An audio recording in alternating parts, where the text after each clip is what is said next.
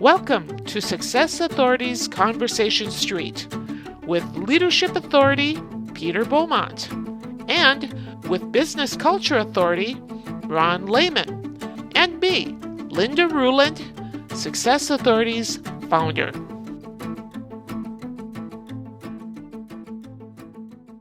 So I've known Terry for, goodness gracious, 5, 6, probably 7 years actually. And we first met when he was speaking at an event, and I liked, right, he's nodding, so I must be right. So and he did such a good job. I asked him if he'd come and speak to the SEGC group, which I run, which he agreed to, and he did an amazing job there too. And he's just grown into a wonderful speaker. He now, you can tell us better than I can, Terry, but he has gigs and workshops now, which he's grown into all over the US.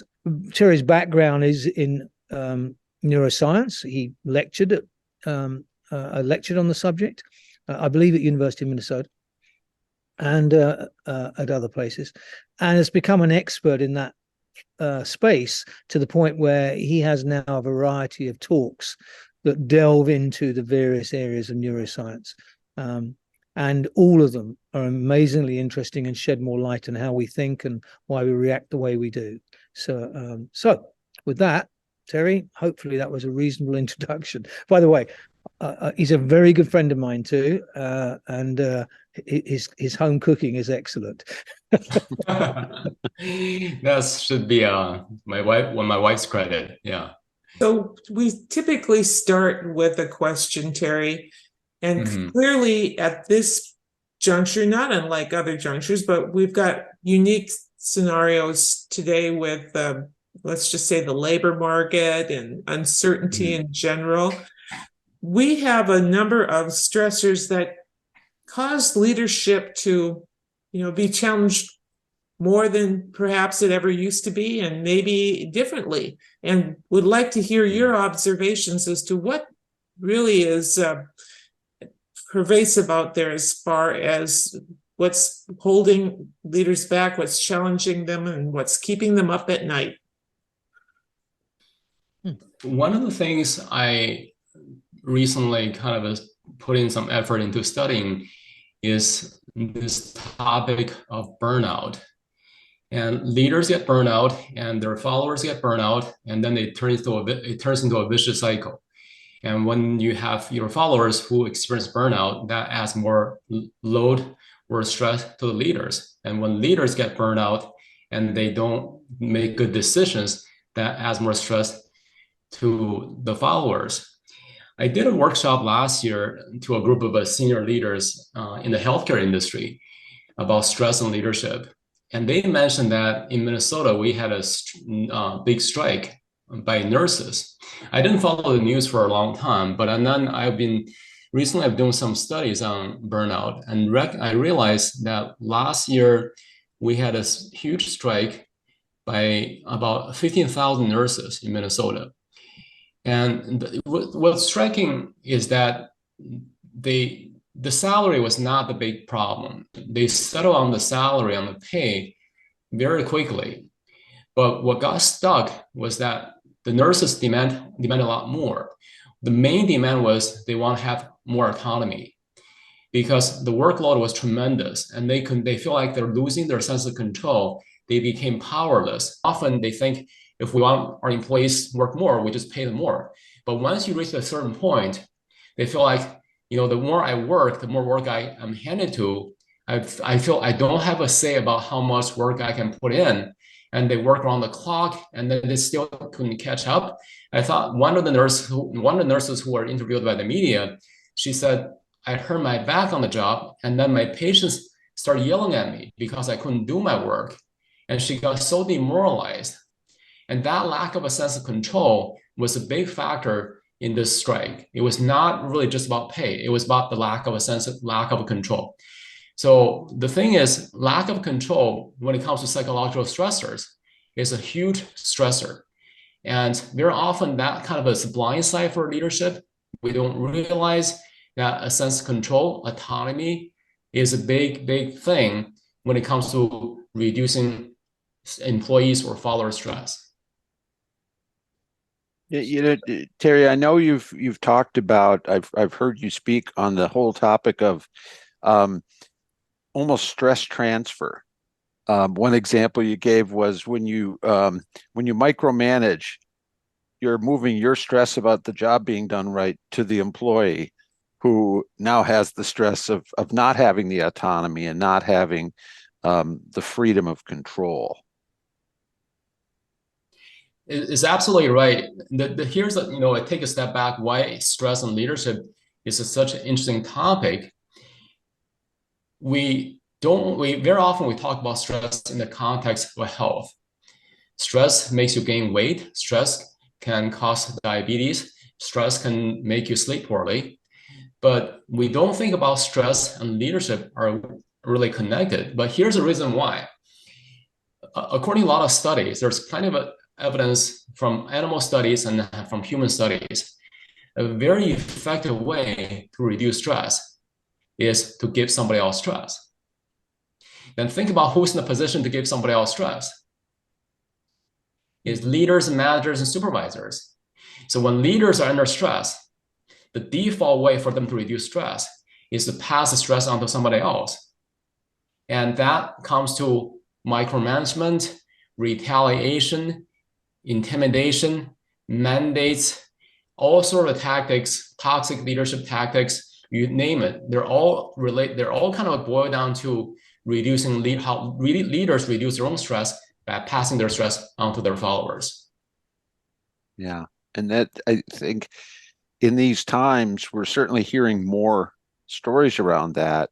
And it may be happening more, or employees are speaking out more about their not willing to tolerate that. I know just this morning on the news, here in the Twin Cities, there's a potential grocery workers strike.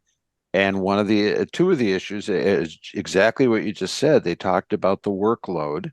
Mm-hmm. And I think from their side, it sounds like, well, if we're going to work this much, we need to get paid more. But there was more there than just the pay. Again, just like leaders say, well, maybe we just pay more.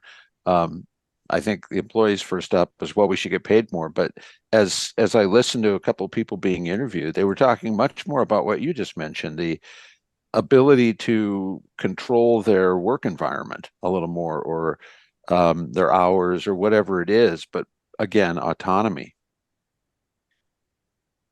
So I think it's really interesting, this whole subject, because we've been talking, Terry, the last few sessions about, and I've written a few articles about it too, as to how the whole labor market is shifting, not just in what the challenges are of finding people and retaining them. And I think what we're discussing now is all part of this shifting sand of the people market, where people are not willing to put up with the same stuff they put up with over the years.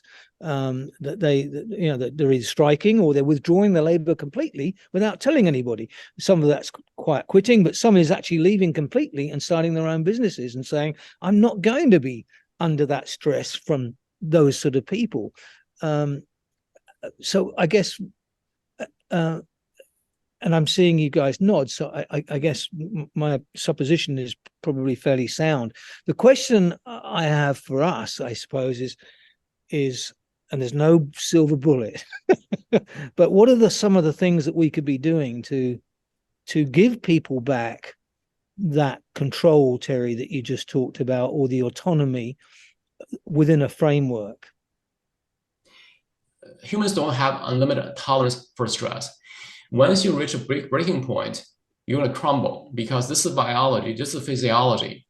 Once you cross that threshold, you can tell the person who's under chronic stress, here's more money. No, money doesn't do anything, because the person just doesn't have any motivation anymore. You cannot motivate that person with money anymore. This is the biology. You cannot do that. And then the other really very kind of interesting tactic by leaders is, let's do a resilience workshop. Let's bring people over and then give you a rah thing and bring in some rah speakers, give you a pep talk and think we can talk you out of it. Doesn't really do anything.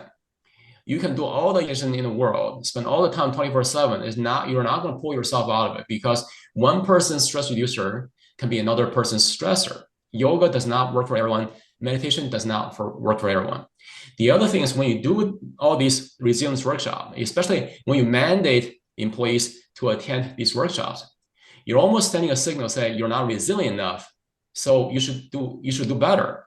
It's like this kind of like a shift of shame responsibility to the employees, having this kind of like a subtle way of shaming and blaming the employees. You're not resilient enough.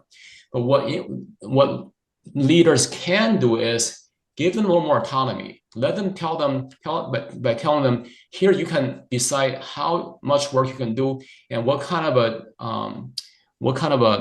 work schedule you can have, or with whom you can do the work, when you can do it. So when the person can have a little bit of control, just a slight little bit of control, that can really has a very strong impact on the stress level. I think the challenge for people that run companies now, Terry, is this whole feeling about not wanting to let go. So already we see the nervousness around people wanting their employees that were remote, completely remote. They want them back in at least 3 days a week now. Right, which flies in the face of what you were just talking about, where the reason these people like to be remote is because they wanted that control and that autonomy that you were just so lucidly talked to. And so I see now we got a struggle between, a workforce saying, yeah, I don't want to be stressed. I want a balance in my life now, which I found in COVID. And now you want to rip it away from me again. And so we've got this it's more than friction, it's a tug of war. One thing is, this is kind of like an interesting analogy. Control is a zero-sum game. It's like a remote control TV. Here, I have a remote control. You cannot have two persons hold the same remote control and click on the button. But so this is a zero-sum game. When a leader has all the control, then guess who's losing the control? When it comes to giving people a sense of control, choice is a big deal here. If you offer employees choices, you can choose one option A or option B. That's a lot better than saying, here, option A is your only choice. Yeah. In fact, I was just thinking about something I did on Thursday. I was doing an EOS annual for a group, and we went through prioritizing, did the 1 year plan, came up with 8 things that they wanted to achieve in the year, and there was some resistances to tackling them, but then I gave them all a vote. So you've got actually, I think it was 15, sorry. And so we're going to go for 7 of those because 15 is a lot. You get to choose now which of those 15. And by doing the vote, it was instant buy-in, because now they were thinking about which one is the one that's the most important, as opposed to whether we're going to be doing it at all. And so I just realized by what you've said, what I did without realizing it. Yeah, that's brilliant. Yeah. The unconscious competent. Yeah. You really want to switch them to think about which one I should choose instead of say yes or no. Yeah, and I subconsciously did that. I don't think I consciously did it, but yes, it marries up with what you've just said. I think that's really interesting. Yeah, it's actually backed by research. I'm sure, because all of your stuff is, and because you research it thoroughly. So that's really interesting. So give choices. So it's almost like saying win the small battles, right? So allow battles and win let them win some of them, but overall maybe you make sure that the big one is itself. So yeah. Okay. Right. And I'd like to go back to something Peter mentioned, this whole notion of, okay, people have been working remotely, but now we need them back in the office. And I'm always curious as to the reasons for that, is what's behind that. And I'm sure there's, people communicate better when they're in the office, or it's easier, or whatever that is. But I think it's possible that it sends the message that we don't trust you. If you're not in the office, we don't trust that you're working or what you're doing. And if you're here, we can keep an eye on you. And that may or may not be true, but I think it's possible, if I'm an employee, that I get the idea that, okay, there's a lack of trust. And I think that in a micromanaging situation, that also gets communicated, that I don't trust you. And when I don't feel trusted, I would imagine that leads to a certain amount of stress as well. Very much so. I think there's actually a better way to reframe the situation why people should come back to work. One thing, Ron, you mentioned, well, the thing you mentioned that is, one way to interpret that message is you don't trust me enough to work enough hours at home. But the other way to frame the situation is that actually humans are social animals. We need this social stimulation to stay healthy, especially for our brain health. Working remotely for an extended long period of time, what it ends up with, you end up with social isolation. Social isolation can be very, very bad for the brain health. Yeah, it's one of the things that we talk about that solopreneurs suffer from, Terry, SEGC, which is self-absorption, right? Exactly. Yeah. And intellectual isolation and physical isolation.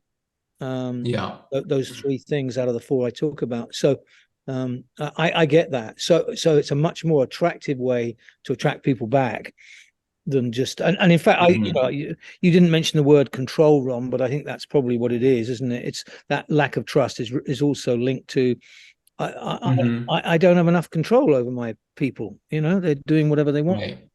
Yeah. Right. And of course, that's at the base of that is, I don't have enough control means I need control. And there we're back to mistrust. Is that without control, who knows what'll happen? It'll be chaos. And I think people perceive that.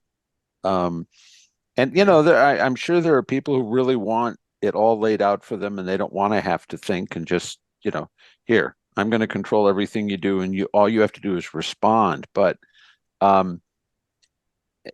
if at least anecdotally, it's pretty clear that less and less people are like that. More and more people are interested in having more autonomy, or having a sense of, I'm bringing more to this than just following orders. That I'm kind of determining the path as much as carrying out the path.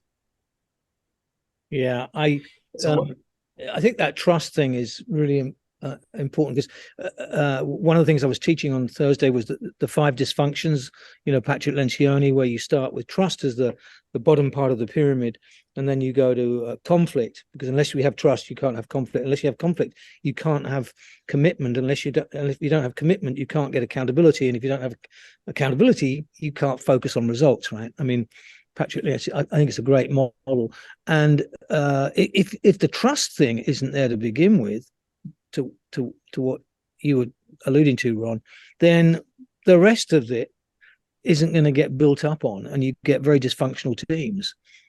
And this can happen. I think this is happening more now because of behaviors of leaders in around. If they're not saying they don't trust you, but every action they take implies it. Yeah, and they may not recognize that in themselves. Right. If you ask them, do you trust your people? They might say, sure, but the behaviors and their level of stress, again, as Terry, you said, their level of stress, they're trying to relieve that. And but that trust, once damaged, is really difficult to get back. Yes, it's like saying something harsh to somebody and trying to take it back afterwards, isn't it? It's like, you fool. Oh, actually, I didn't actually mean that. I meant you just made a mistake. It's too late, right? Yeah, and it can be regained, but it takes time, I think. Absolutely, because we hold on to that. I'm sure, Terry, you can explain why certain parts of our brain get overactive and really hold on to that memory of, You did 48 nice things, but remember that one thing you did that was really indicated that Yes. you didn't trust me, and I'm going to hold on to that. Or it's more quickly accessible, I guess is another way to say that. It takes ages to build trust, and there's a reason for that. And it can take a millisecond to violate trust, right? Yeah. Yeah. And the other thing is when leaders are under a lot of stress, they tend to hold on their control much more tightly. So it's much more difficult for them to let go of control.